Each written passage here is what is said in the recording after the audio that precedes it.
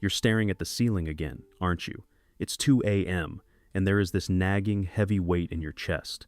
It's the gap. The gap between who you know you are capable of being and the person who spent the last 6 hours scrolling, overthinking, and doing effectively nothing. The most frustrating part isn't that you're lazy.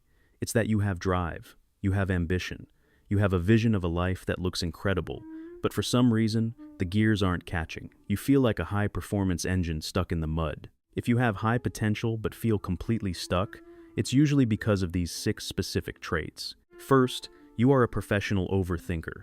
You've convinced yourself that you can solve your life by thinking about it. You believe that if you just analyze your stuckness long enough, you'll find the secret key.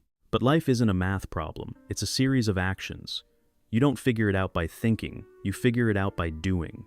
Thinking is a treadmill, doing is a road. One keeps you in the same room, the other actually takes you somewhere. Second, you see pressure as a burden rather than a privilege. You feel the weight of expectation from your parents, your peers, or mostly from yourself. But that pressure is actually proof. You wouldn't feel the weight if you didn't have the capacity to carry it. The only reason you're stressed is that you know, deep down, the opportunity is within reach. Third, you're suffering from chronic comparison.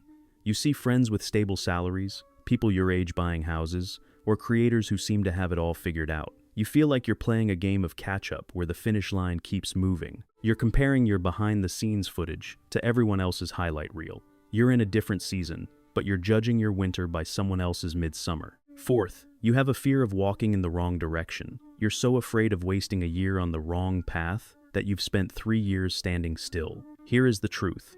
Even the wrong path gives you data. Even the wrong path builds grit, work ethic, and skills you'll use later in ways you can't imagine yet. Standing still gives you nothing but rust. Fifth, you underestimate the seasonality of life. You think that because you're down right now, you're failing. But life isn't a straight line up, it's a series of phases. You are currently in an in-between phase. It's messy, it's uncomfortable, and it's non-linear. But every person you admire who is at the top right now spent a long, lonely time in the exact same phase you're in today. Sixth, you've lost the ability to just walk. Imagine you're lost in the woods. What's the worst thing you can do? Sit down and wait. What's the only way out? You pick a direction and you start walking. You don't know if it's the shortest way out, but by moving, the scenery changes. By moving, you find landmarks, one foot in front of the other. If you're feeling stuck today, stop trying to see the end of the forest. Just look at your feet. What is the one thing you can do in the next 10 minutes to change your state?